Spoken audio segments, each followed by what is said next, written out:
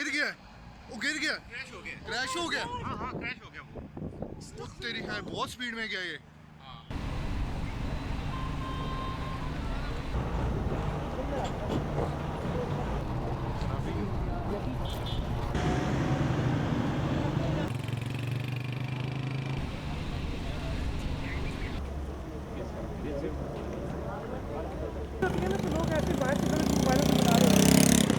जब ये जहाज़ हवा में उड़ रहा था तो हम इसका नज़ारा देखने के लिए उधर रुके हुए थे कि ये कैसा नज़ारा कर रहा है। काफ़ी इसने नज़ारा किया है।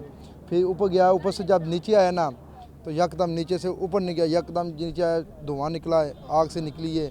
हम मोटरसाइकिल जलती उधर गए तो उधर फ़ौज ने हमें जाने नहीं दिया। उन्होंने कह दिया जी हम आगे नहीं जाने दें, जहाज़ गिर गया है।